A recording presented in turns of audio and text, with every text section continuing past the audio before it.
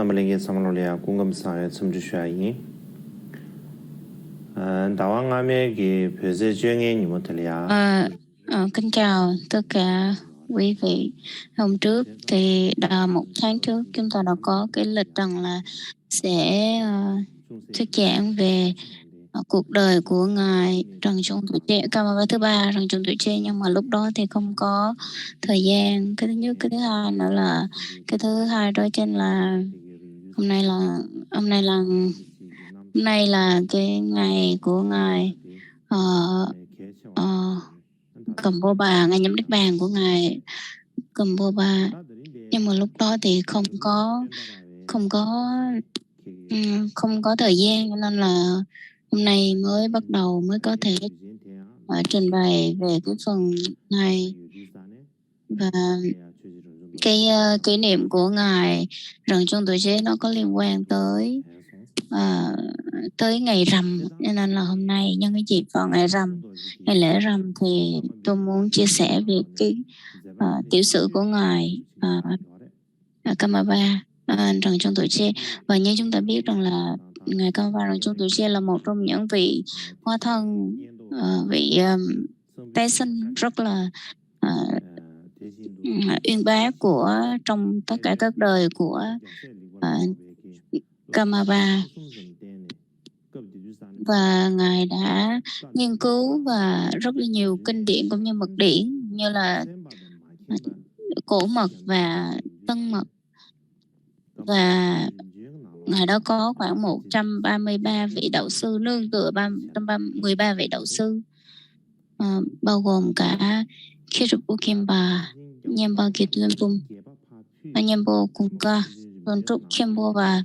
của một số vị ở Sakashunu, vân vân. Như chúng ta biết rằng là tất cả các cái kinh điển và mật điển hay là cổ điển hoặc là tân điển thì đều rất là đều là một trong những cái kiến thức rất là sâu sắc của Tây Tạng thời bấy giờ, cho nên là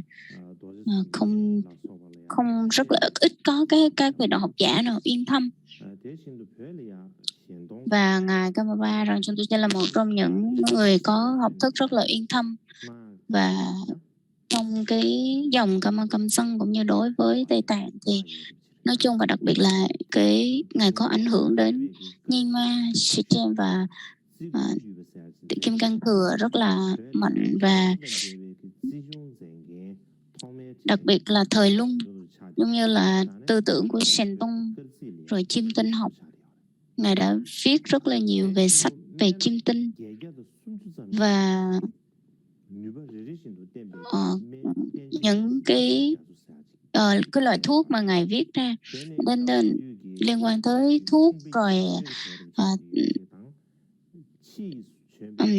các loại thuốc mà ngài đã liệt kê ra có 830 loại thuốc ngài đã nghiên cứu, và những sách mà ngài viết về y học rất là dài, rất là nhiều, và đưa ra rất là nhiều cái nguồn tin giống như cái sử liệu hoặc là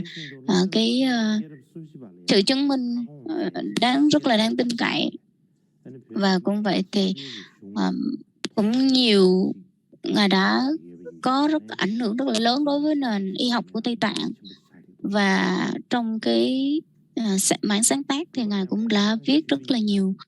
sách, và đặc biệt là những cái câu chuyện tiền thân, và viết rất là nhiều, sáng tác rất là nhiều bài thơ về Tây Tạng. Ngài là một cái người rất là đặc biệt về cái mảng cả vừa phương diện sở tu và sở chứng và sở học, và là một người rất là uyên bác. Và ngài đã thành lập rất là nhiều cái tu viện và đã nhập thức mi mật để mà tu. Và hôm nay nhân cái dịp này thì đây là cái cơ hội rất là lớn để mà trình bày, mà cũng không có thể nào mà đi sâu vào các cái sự chứng ngộ cũng như là trong các cái mảng sáng tác của ngài. Nhưng hôm nay nếu mà có cơ hội thì lần sau chúng ta sẽ tiếp đi sâu hơn. Ngài là một trong những cái người là tái sinh chấp nhận được tái sinh của Kamaba. Và hôm nay thì tôi muốn ngài Kamaba rằng trong tuổi trẻ như là một cái vị Truku đầu tiên trên được nhận diện và được chấp nhận trên đất nước của Tây Tạng từ bây giờ. Và vì lý do gì ngài được phong cái danh hiệu rằng là Truku? Lúc đó thì tôi có một số cái tư liệu từ Tây Tạng và tôi đã nhận được một vài tư liệu từ Tây Tạng, và bên cạnh đó thì cũng có một cái số nghiên cứu thì tôi xin trình bày ở đây. Và trong cái truyền thuyết của ngài như thế nào? Như chúng ta biết rằng là theo cái truyền thống thì là ngài Kamaba đời thứ nhất đó chính là Tsongkhapa, thứ hai là Kamaba Bakshi, thứ ba là Rang Chun Tuche. Nhưng mà cũng có người nói rằng là cái cách mà nhận diện và chấp nhận Kamaba đời thứ nhất, thứ hai thì chưa có được xảy ra, nhưng mà người ta cũng không có rõ ràng về cái việc rằng các cái 2 ngày trước và ngài Kamaba Bakshi làm lại thứ hai là một trong những cái vị mà tái sanh của ngài, tái sanh đối với ngài là kiếp trước của ngài Kamaba đời thứ ba Rang Chun Tuche. Và trong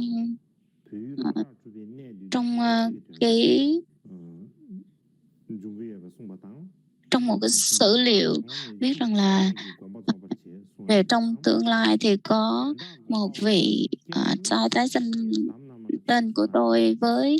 một cái tên là Rang Chun Tuche, và trong tương lai thì ở tại cái chùa và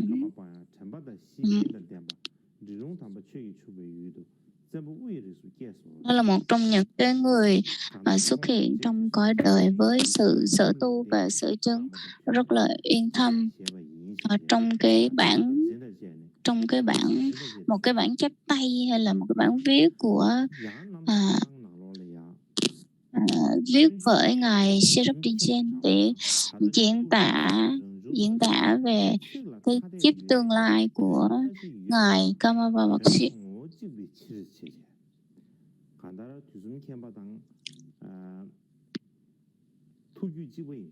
Nên là trong cái câu chuyện giải thoát của ngài, cuộc đời của ngài Tsongkhapa thì có rất là nhiều cái sử liệu nói về cái câu chuyện như thế này. Và ngài Rang Chun Tuche là một trong những ngài Kamaba Bakshi sẽ là tái sanh của ngài Rang Chun Tuche là tái sanh của ngài Kamaba Bakshi thì mình sẽ nói rõ trong một cái thời gian sau. Và ngài Pomtraba đã gọi là đã dạy rất là nhiều cho ngài Rang Chun Tuche. Và ngài Tsongkhapa là một trong những cái người mà dạy và viết rất là nhiều những cái bản cho các cái đệ tử trực tiếp của mình, và là cái người mà đã chấp nhận rằng là được tái sanh từ ngài Tsongkhapa. Trong cái thời đó thì không có được cái sự công nhận của tái sinh rất là nhiều, không có. Nhưng mà so với bây giờ thì có thể là họ không có bác bỏ, nhưng mà họ không có chấp nhận rằng là nhiều vật cũng không có được phổ biến. Và cũng như trong cái thời đó thì mình thấy có rất là nhiều người chưa được chứng minh, nhưng mà từ các cái vị Bồ Tát và Phật có thân từ Bồ Tát Phật, nhưng mà mình không thể nào mà bác bỏ được lại. Chúng ta không thể nào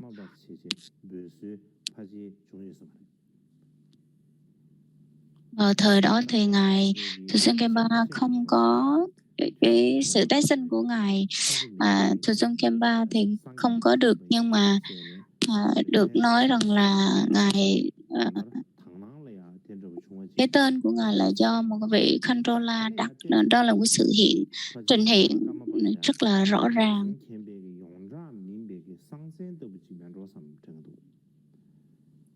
Và cho nên là người ta nói rằng là cái tên của ngài Khenpa là một cái tên mật danh, cho nên là cuối cùng thì vào cái đời thứ hai của ngài Khenpa, đời thứ hai thì mới có cái tên gọi là phổ biến cho dân chúng, cho nên là sau này mới có cái tên là Kamapa thôi, chứ còn kiếp thứ nhất thì không có được rõ ràng. Bình thường thì cái đa số thì trong tiểu sử của ngài Kamapa thì cái tên bí mật của kiếp trước sẽ được đặt tên cho cái tên công khai của kiếp này, nên cũng giống như ngài ngài Rần Chung Tuổi Chết, ngài Kamapa Bậc Si là một cái tên của thứ ba, cho cái tên bí mật của đời thứ hai là Rần Chung Tuổi Chết sẽ đặt cái tên hiện tại của đời thứ ba là Rần Chung Tuổi, rồi đặt tên bí mật thứ ba của Rần Chung Tuổi Chết sẽ đặt cho cái tên của đời thứ tư. Cho nên là có rất là nhiều ngài từ Kamapa Bậc Si và ngài Rần Chung Tuổi Chết có rất là nhiều cái điều nó có rất là nhiều điểm tương đồng với nhau, cho nên là cũng có cái phần mà hay bị lẫn lộn giữa các cái tên. Và ngài Kamapa Bậc Si mới nói rằng ngài Kamapa Bậc Si nói rằng là từ cái chùa của ngài đã ở trong cái chùa của Kamapa, cho nên chính vì bỏ từ đó thì ngài mới có cái tên là Kamapa. Cho nên từ trong chùa của Kamapa thì không biết rằng là nó bắt đầu từ không biết là bắt đầu từ cái tên này nó bắt đầu từ cái thời của ai, nhưng mà nếu mà có thể bắt đầu có cái tên của Kamapa thì bắt buộc phải từ cái tên của ngài thứ nhất đó là Thusum Khenpa, nhưng mà người ta không biết rằng là nếu như mà không phải từ cái phần đầu tiên thì mình cần phải kiểm chứng. Cho nên là nhưng mà ở trong cái thời của Cam Sân thì nó có cái sự nhầm lẫn rất là nhiều. Nói tóm lại thì trong cái thời của lịch sử, xét về lịch sử thì mình thấy rằng là cái tên của Kamapa là ngài Kamapa Bậc Si, nhưng mà cái người tái sanh đầu tiên đó chính là Kamapa Thusum Khenpa, và cái người mà trì giữ cái mũ, cái vương miện màu đen đó thì ngài Kamapa Bậc Si. Và cái người mà được công nhận là tái sanh đó thì từ ngài thứ ba đó là Rần Chung Tuổi Chết. Và trên cái ngài Mikyo Tuổi Chết, ngài trong những cái bộ luận viết sách của ngài nói về mặt của ngài Mikyo Tuổi Chết mới nói rằng là ở cái vùng mà ngày nay ở Trokbokakyu thì từ đầu tiên thì cái người đầu tiên tái sinh đó chính là Thusum Khenpa, thứ hai đó chính là được trì giữ cái mũ đen, và cái người thứ ba đó chính là được chứng nhận là tái sinh là ngài Rần Chung Tuổi Chết. Nên tôi nghĩ rằng là đây là một trong những cái sử liệu rất là chính xác, cho nên là ngài Kamapa, một trong những cái điều đặc biệt từ dòng Kamapa đó chính là cái mũ, cái vương miện màu đen. Và dường như là từ đó cái truyền thống từ ngài Thusum Khenpa bắt đầu. Và trong cái quyển tuyển tập của Thusum Khenpa thì có một cái bộ quyển tên là Sowa Konsum. Thì trong cái bộ này là được một cái vị đệ tử trực tiếp của ngài Thusum Khenpa viết lại qua những cái lời dạy của ngài. Trong này nói rằng là ở trên cái vương miện của mình có một cái hình tượng của mặt trời, mặt trăng và trời mà hình tướng của đĩa tròn mặt trăng, và trong đó thì hãy thiền định và suy nghĩ tới đạo sư để mà phóng những cái hào quang để đến với mình. Cho nên đi qua đó chúng mình thấy rằng là có cái mũ màu đen đã được truyền thừa từ đó, và trong đó thì cái phong tục cũng như là từ đó thì ngài Thusun Khenpa đã đội cái mũ đen đó rồi. Qua đó mình thấy, và ngài Karmapa Bác Sĩ thì cũng đã rất là nhiều lần chứng minh rằng là cái sức mạnh của cái mũ màu đen này nó như thế nào.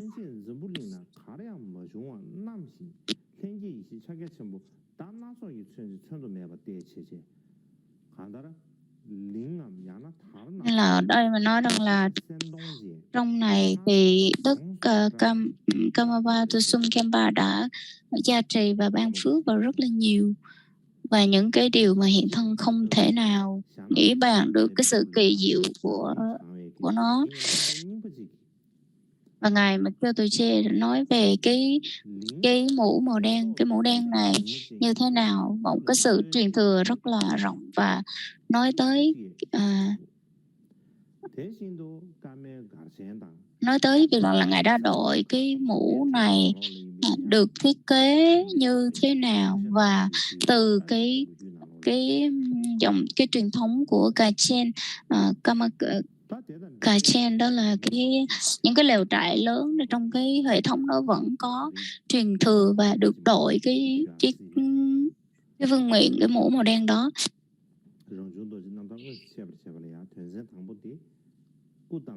Và có nhiều cái trước đây đó là sơ lược, giới thiệu sơ lược, thì bây giờ tôi xin giới thiệu đi sâu vào cái tiểu sử của ngài. Trước tiên đó chính là vào cái thời thơ ấu, sự ra đời cũng như là cái thời thơ ấu của ngài. Ngài Rần Chân Tử Chế sinh vào tháng 8, vào tháng 1 ngày 8 tháng 1 vào năm 1284 và mất vào năm 1339 ngày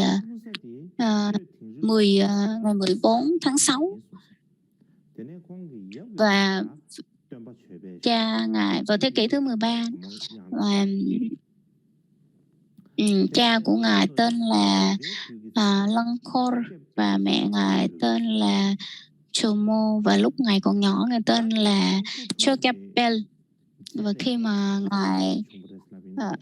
ra đời đấy thì có những cái hiện tướng rất là kỳ diệu là gì? Đó chính là khi mà ngài ra đời thì ngài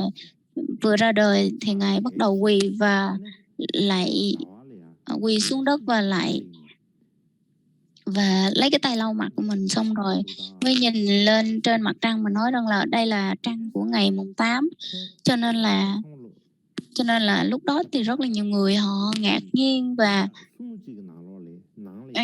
họ nói rằng lúc đó trong đó có một người trong gia đình này, người vị dì mới nói rằng là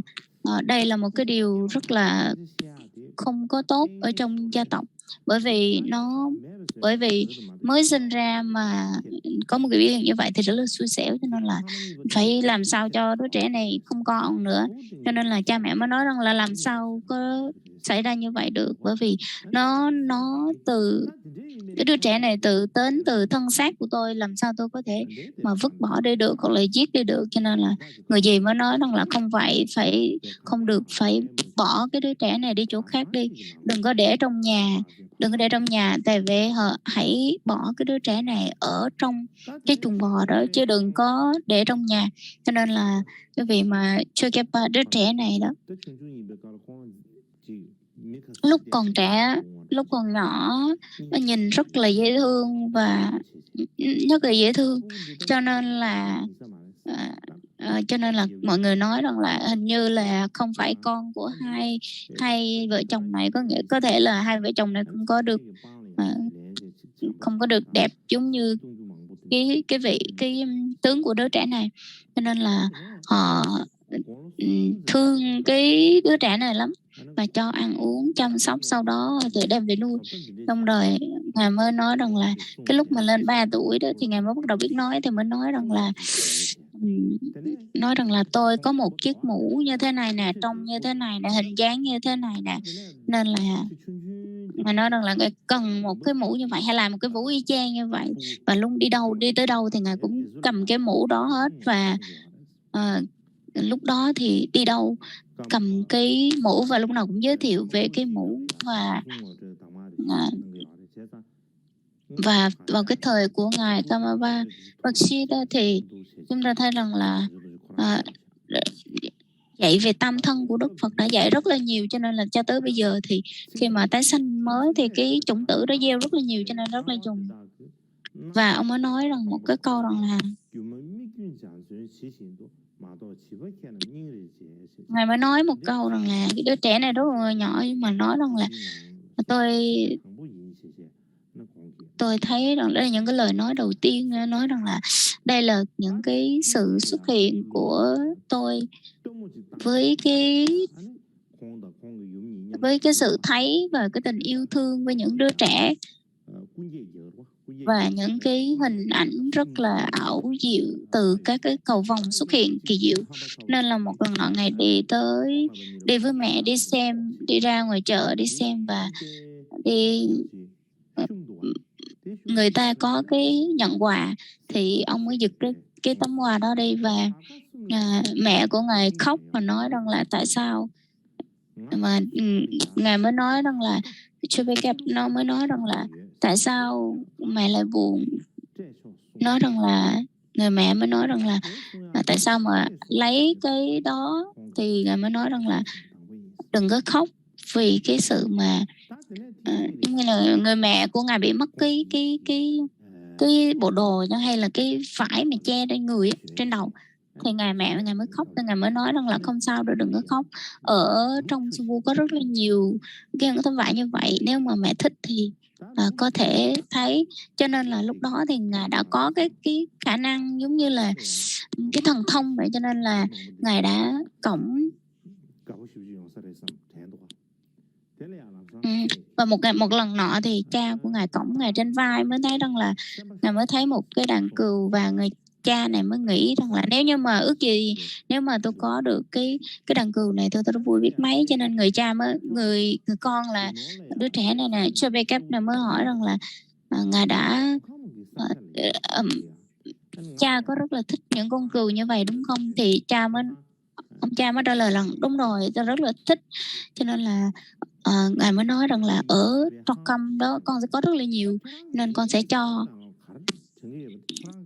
Cho nên là ông cha mới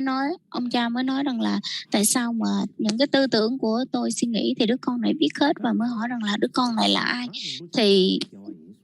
Ngài mới nói rằng là tôi là Rinpoche Kamapa. Cho nên là người cha này mới nói rằng là lúc trước thì ông mới nhớ lại rằng là hồi xưa Ngài Kamapa đã cho tôi rất là nhiều quà, và nói rằng là hồi sau này tôi sẽ đi tới nhà của ông. Cho nên là có thể rằng là một cái điều gì đó đã báo trước. Cho nên là cái người cha của Ngài đã cảm nhận và thấy được cái lòng đó. Cho nên lúc đó thì người cha này mới phát khởi cái niềm tin là đây có thể là tái sinh của Ngài Kamapa Bác Sĩ. Mà sau một cái thời gian thì một ngày nọ thì cha của Ngài và anh em cũng như cái làng xóm đó hơi nghèo, không có đủ đồ ăn. Cho nên là cái đứa con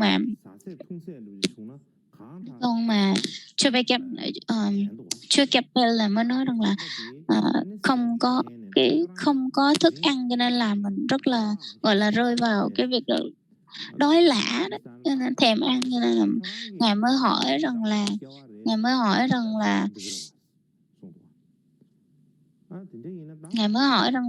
cha mẹ anh em ở đó, cái làng ở đó rất là đói đúng không? Thì mọi người mới trả lời rất là đói. Cho nên Ngài nói nếu mà cần thức ăn thì có thể nói với mọi người rằng là Ngài là tái sanh của Kamapa Bác Sĩ để mà có đồ ăn.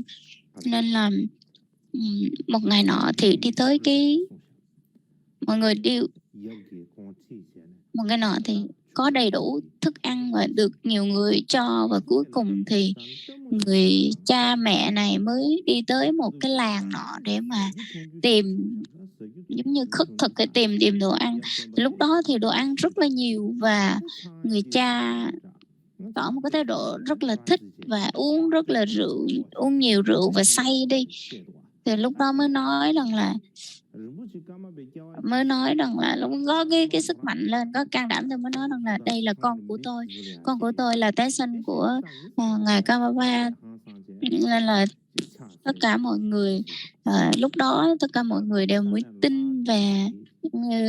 vào đó. Và lúc đó thì có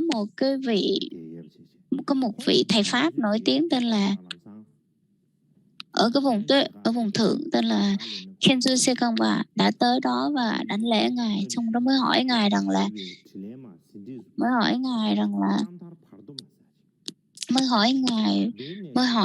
và ngài trả lời. Xong rồi lúc đó thì mới cái cuộc nói chuyện đó mới được chép lại và mới ghi là gọi là những hiện trạng của giai đoạn Pardo. Thì trong đó có chép cái quyển sách như vậy được ghi chép lại. Và từ cha của ngài rằng chúng tôi sẽ ngài rất là cái phương pháp thực hành rất là giỏi.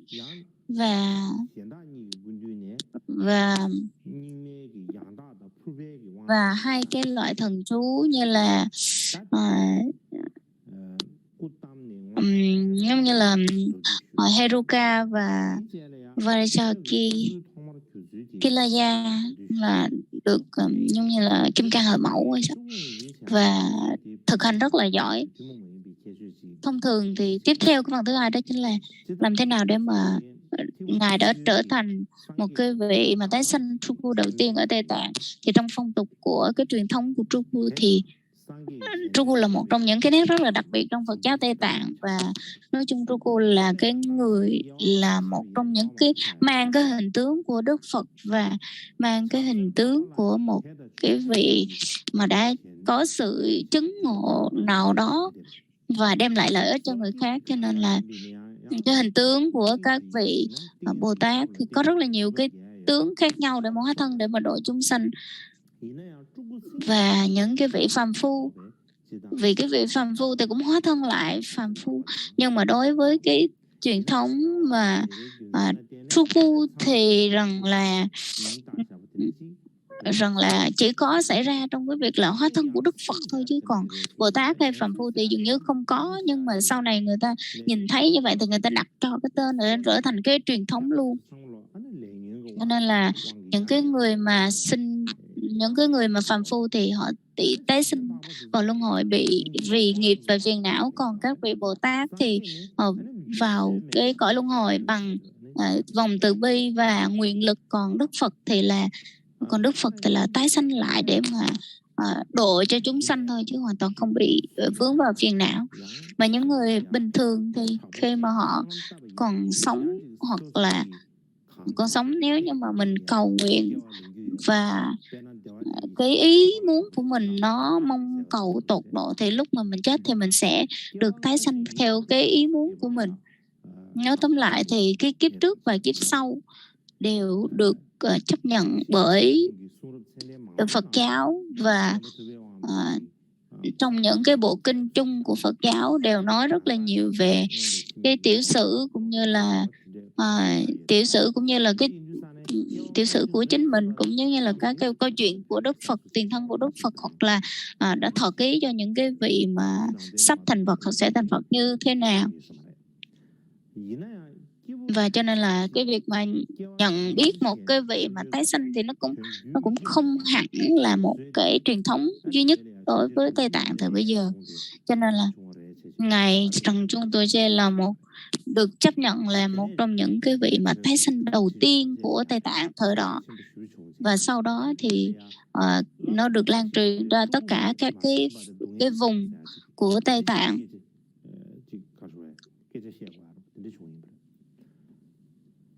Cho nên là người ta nói rằng cái vị mà Truku người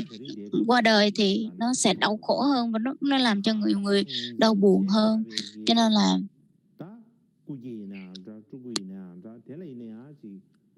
bây giờ mình cái việc mà chấp nhận cái thân tái sanh thì nó cũng có chia ra những cấp bậc là thường trung hạ với nhau, nhưng mà theo về mặt lịch sử thì đa số các vị Truku là một trong những cái người mà chuyên làm gọi là gia trao truyền và giáo pháp và thuyết giảng, cũng như là làm cho chánh pháp được hưng thịnh, cho cái truyền thống đó vẫn được giữ cho tới ngày nay, là một trong những người đặc biệt đối với Phật giáo. Và cái vị rằng chúng tôi chỉ là một cái người mà được Okem Rinpoche là được cái vị này công nhận là tái sanh của cái ngài Kamapa Bác-sĩ, và ngài này là thuộc dòng truyền thừa của Trục Bắc Kiêu.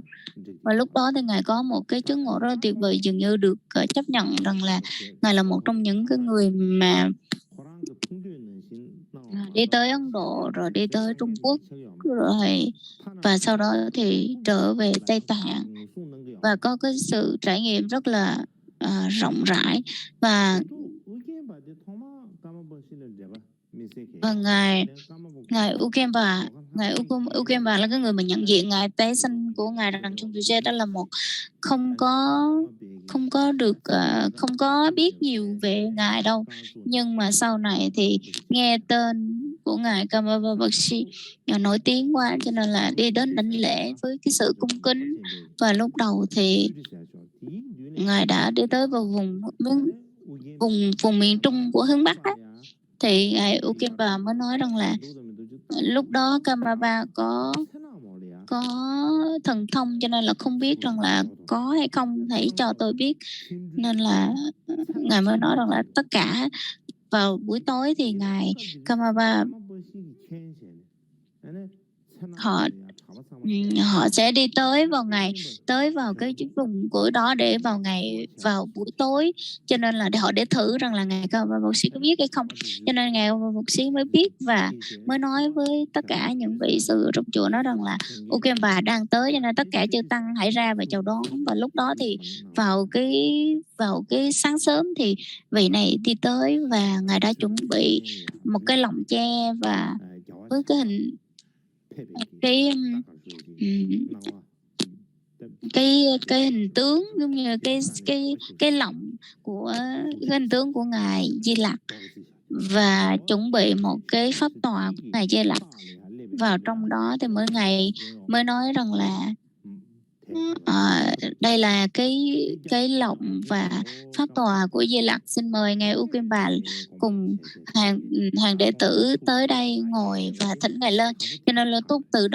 từ đó thì cái sự ngã mạn trong cái thân của ngài Ukemba mới bắt đầu có một sự hạ xuống một chút xíu và bắt đầu cung kính ngài Kamapa Bác-sĩ. Lúc đó thì đảnh lễ và nói rằng là hôm nay tất cả các vị làm cái tâm tôi rất là hoảng loạn, giống như là cái con thỏ, giống như là cái muỗng mà ở trong cái chén, cái ly mà mình khuấy nó đi, cho nên tất cả là làm cho mình hoảng loạn, làm cái tâm mình bị xáo động.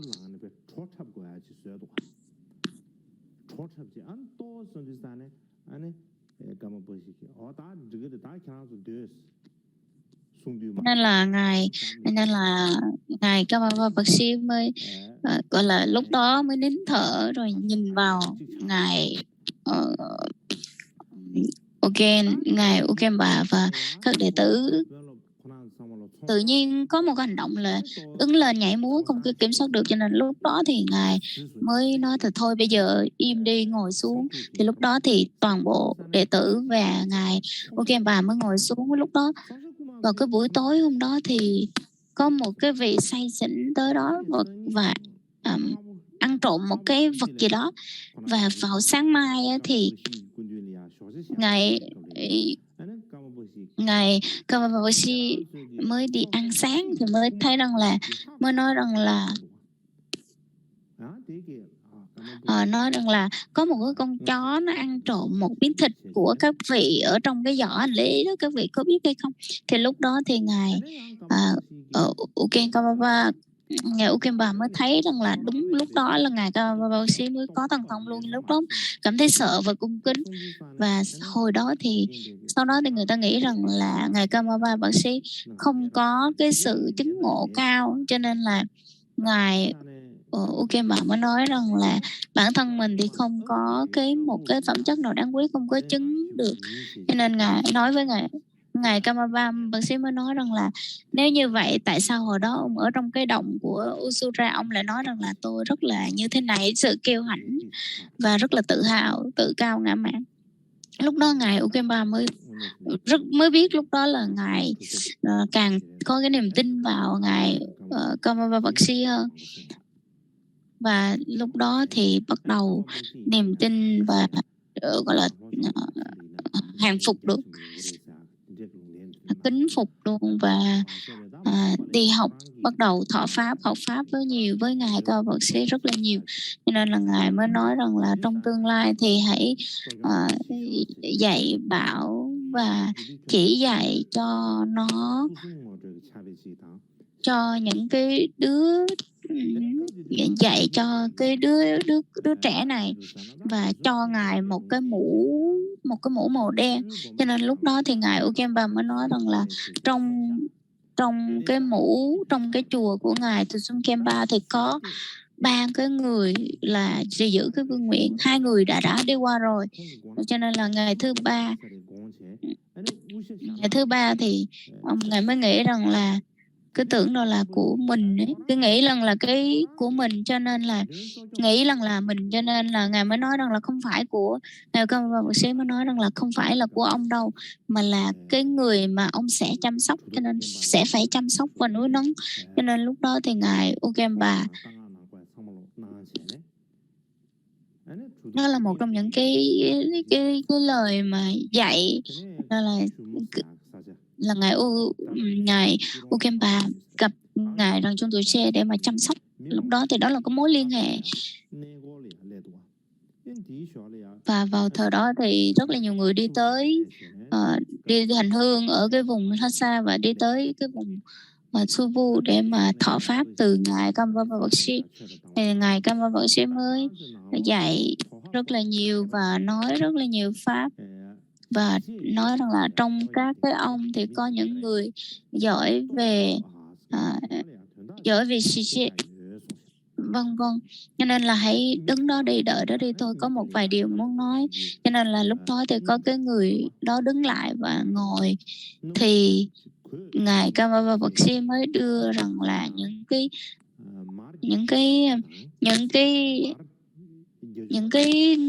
cái vật dụng mà làm trong nghi lễ đó, như là Marakichuma hoặc là năng xúc, xong rồi nói rằng là trong tương lai thì tôi sẽ mượn cái vật dụng này, là cái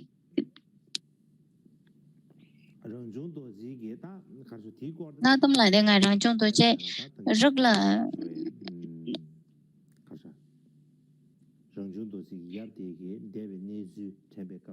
cha của là cái lời, những cái lời nói lại từ cha của ngài Rang Chung Tuche. Cho nên là vào lúc 5 tuổi, ngài Rang Chung Tuche khi mà tới 5 tuổi thì ngài đã đủ hội, đủ cái nhân duyên để gặp ngài Ukemba. Và khi tới gặp ngài Ukemba thì ngày mai đi gặp ngài Ukemba, thì vào tối hôm nay trong cái giấc mơ của ngài Ukemba mới mơ rằng là ngài Kamaba sẽ tới và kể rất là nhiều chuyện, và nói rằng là ngày mai tôi sẽ đi tới, cho nên hôm nay tôi muốn báo cho ông biết. Cho nên là lúc đó thì ngài Ukemba mới nghe rất là nhiều đệ tử của ngài, với rất là nghe cái tên, và mới nói rằng là các vị, hôm nay có một vị khách quý của Kamaba sẽ đến, cho nên các vị hãy chuẩn bị các cái giống như là âm nhạc để mà cung đón và các cái lọng, và lúc đó thì ngài nghĩ rằng là sẽ tới, cho nên là ngài đã chuẩn bị một cái một cái pháp tòa cao hơn của mình rất là nhiều. Và nếu như Ngài mới nói rằng là nếu như mà thầy của tôi thì sẽ ngồi trên cái pháp tòa, tôi đã chuẩn bị pháp tòa cao. Còn nếu như mà không phải là thầy của tôi thì không có được ngồi. Lúc đó thì những cái người thân cận thì rất của Ngài Ukemba rất là nhiều, cho nên có thể là họ đã nói rằng là họ biết, họ không biết, nhưng mà sau này khi mà họ biết thì họ đã cúng dường và cúng dường âm nhạc này kia vân vân để mà cúng đón Ngài. Và cái lúc mà ngài Trần Trương Tử Chế đi tới gặp ngài Ukemba thì lúc đó thì không có đảnh lễ không gì hết mà đi thẳng lên trên pháp tòa và ngồi đó luôn. Cho nên là có một vị guru mới nói rằng là tại sao một cái người mà đệ tử, một cái người Truku gì đó mà không có phép lịch sự gì hết. Cho nên là ngài Trần Trương Tử Chế mới nói rằng là cái này kiếp trước của tôi là thầy của ông, cho nên tôi sẽ ngồi lên trên đây. Và nói xong thì ông bước xuống pháp tòa và mới lạy ngài Ukemba, mới nói rằng là kiếp trước là thầy nhưng kiếp này là đệ tử, cho nên là xin ngài Ukemba hãy dạy cho con pháp tu.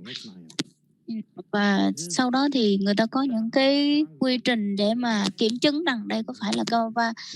bác sĩ tế sinh hay không. Cho nên là một cái ví dụ đó chính là để chứng minh đó là một cái bài thơ tên là Namthara Padutoma, để nói là cái câu chuyện, cái hiện tướng của cái giai đoạn Pareto. Thì trong đó mới nói, trong quyển sách này mới nói rằng là nếu như mà thầy của tôi thì bình thường cái quy trình của Kamapa nó là cái gì thì xin hãy nói lại cho tôi biết. Lúc mà nó mới nói rằng là ngài Ukemba đi tới gặp tôi, và lúc đó tôi đã kể về cái câu chuyện của các ngài, và lúc đó tôi đã kể chuyện về Phật pháp, rồi kể về cái việc mà chúng ta đã cùng nhau đi tới tháp Bồ Đề Đạo Tràng. Và qua ngày mai, và đó là qua vào ngày mai thì ngài Ukemba mới bắt đầu diễn tả, mới bắt đầu kiểm chứng tiếp, nói rằng là ông là thầy của tôi đúng không? Thầy của tôi thì phải biết đọc, biết viết, và phải có những cái biết đánh vần, và phải làm những cái việc giống như là hồi xưa mà thầy của tôi đã làm. Nên là có lúc thì ngài Trần Trương Tử Chế đã đọc, có những lúc thì đọc được, có những lúc đọc không được, rồi cũng làm cho cái ngài Ukemba mới cười. Thì cho nên là tôi chưa bao giờ thấy một người nào mà đọc như ông hết. Thì ngài Ukemba mới nói rằng là bây giờ thì ông đã bao nhiêu tuổi rồi? Thì ông nói là đứa trẻ mà trả lời là 5 tuổi. Cho nên ngài Ukemba mới nói rằng là lúc mà ngài cái thời gian mà thầy của tôi mất và thời gian mà ông sinh ấy, thì nó cách nhau 3 tháng. 3 tháng thì làm sao mà có thể là tái sinh ra được, chưa có đủ 9 tháng 10 ngày. Cho nên là đứa trẻ nó mới trả lời rằng là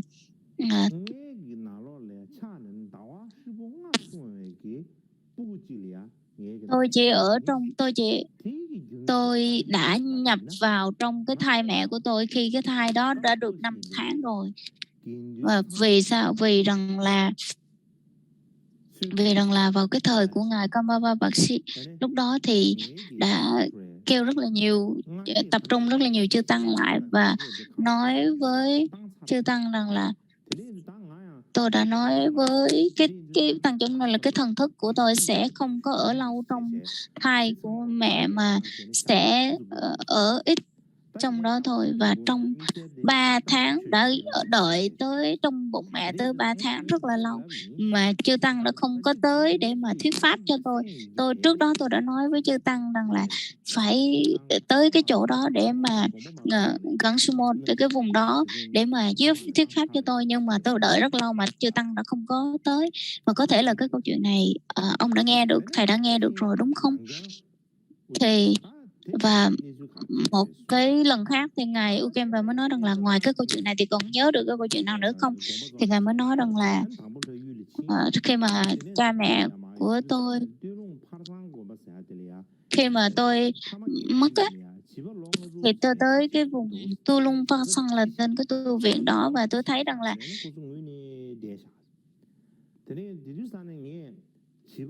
cha mẹ có một cặp vợ chồng khi mà mới chết lúc 5-6 tuổi, và tôi đã thấy được rằng là cha mẹ rất là buồn, và tôi đã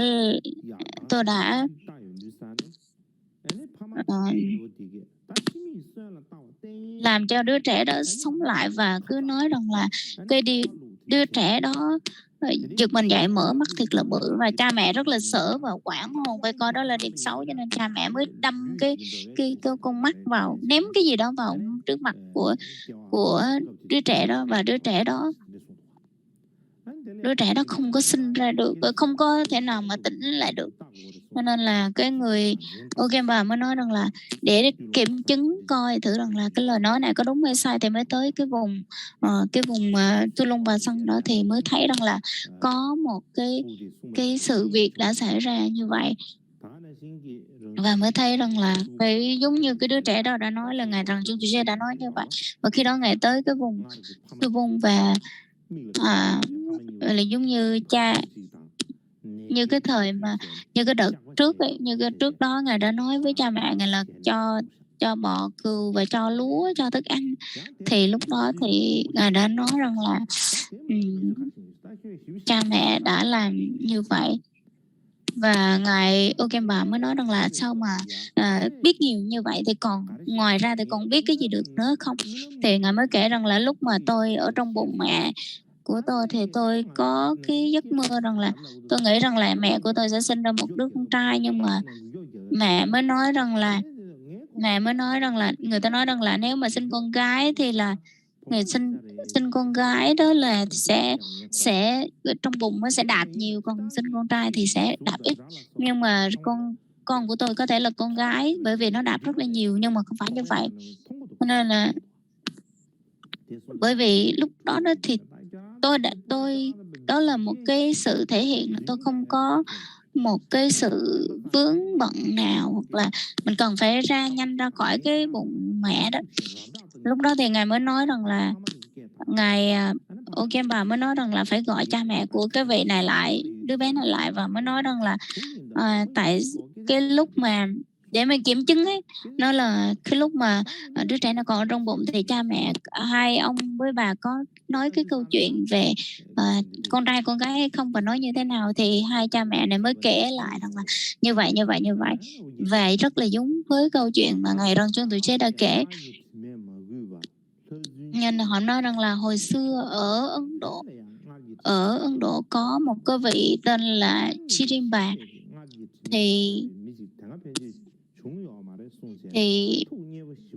thì nói rằng là cái câu nói rất là ngài Okemba nói rằng là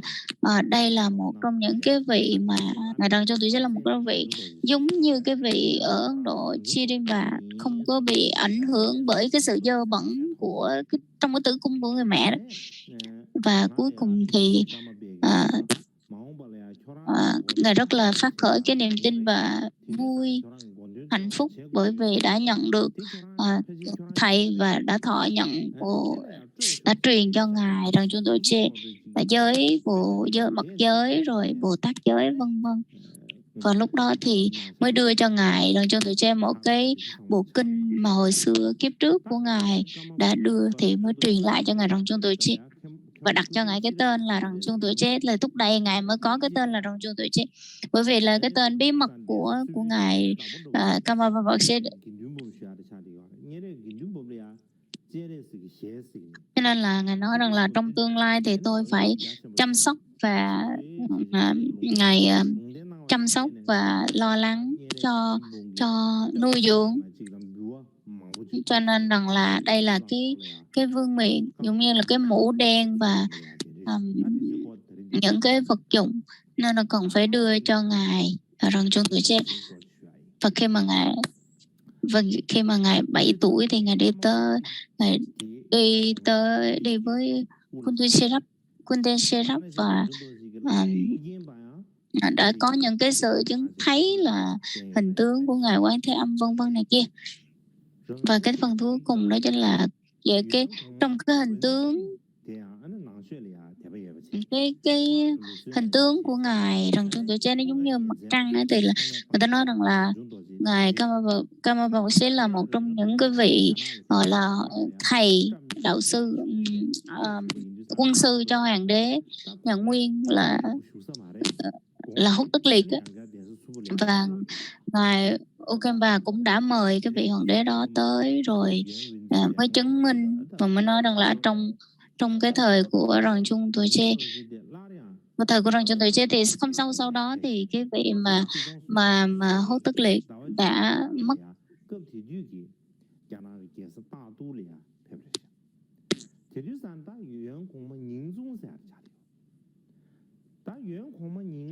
Và khi mà sau đó thì ngài Rần Trung Tử Chế đi tới Tây Tạng, đi từ Tây Tạng đến Trung Quốc và đến cái vùng ở Bắc Kinh bây giờ vào năm 1332,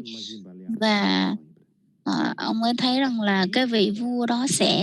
sẽ mất, và cái vị vua và nhìn chung cái vị vua là sẽ nối ngôi và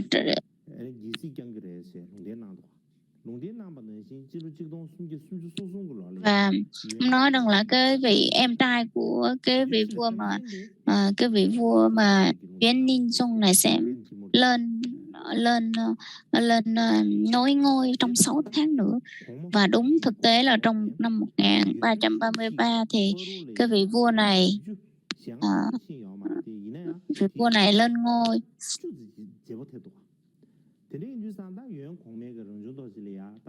Nhưng mà trong sử liệu, trong thực tế thì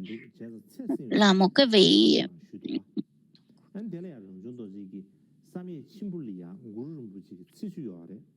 ngài Rần Trung Tử Chế đã dành 2 năm ở Trung Quốc và đã thuyết pháp cũng như là dựng những cái chỗ tưởng niệm. Và năm 1933 thì ngài đã về lại Uzang và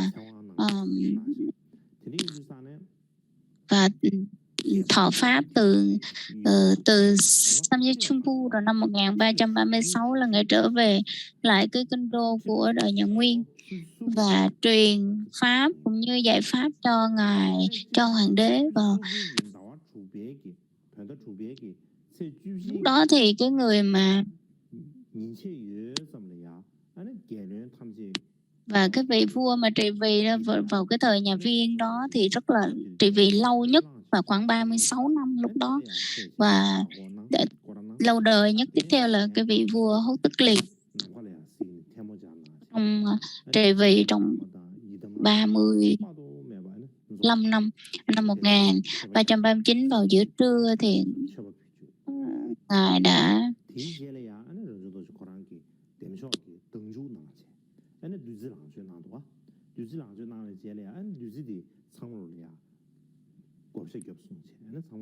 truyền rất là nhiều. Ngài Rần Trung Tử Chế để lại rất nhiều tác phẩm và rất là giảng về Heruka, Thắng Lạc, rồi hộ pháp, rồi đã sử dụng rất là nhiều cái sự huyền bí của mình và để lại rất nhiều lời dạy cho các cái vị học trò. Và từ từ ngài nhập định và thị tịch. Và hôm nay, vào tối hôm nay mà ngài thị tịch ấy, ngày hôm nay ngài thị tịch ấy, thì ngày mai tối một ngày khi mà ngài thị tịch thì trong cái mặt trăng nó xuất hiện cái gương mặt của ngài Rần Trung Tử Chế, cho nên là từ đó thì nó mới có cái tiểu lịch sử luôn, là trong cái mặt trăng có cái hình của ngài. Vào tối cái ngày rằm thì cái vị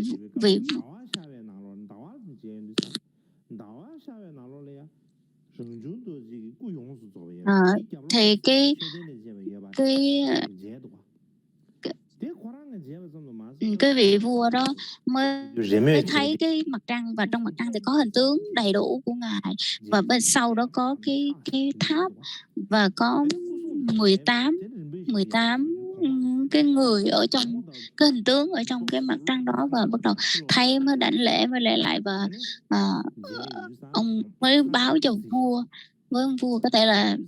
và báo cho ông vua, và vua và quan thần mới bắt đầu, quần thần mới bắt đầu đi ra nhìn thấy đảnh lễ và khởi cái niềm tin rất là mãnh liệt. Lúc đó thì cái câu chuyện này nó rất là nổi tiếng thời đó, và giống như là cái vị vua này đã giữ lại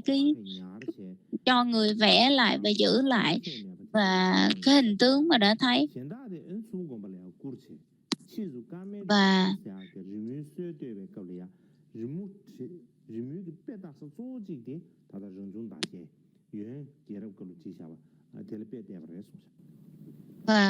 hiện tại thì hai cái vẽ được hai cái bức tranh, một cái vị vua giữ và một cái thì gửi về đến Subu, và nói rằng là đây là cái hình, gọi là cái kỷ niệm, giống như cái lưu dấu lại của ngài, và ngài là một trong những cái người mà đã được có cái sự làm cho vua và quan ở đó tin rất là mạnh. Và theo lịch sử thì theo sử đã viết ra rất là nhiều về cái câu chuyện của ngài. Ngài giảng rất là nhanh cho nên là con dịch không có bắt kịp, cho nên có gì sai sót thì xin đại chúng hoan hỷ. Chúng ta kết thúc tại đây.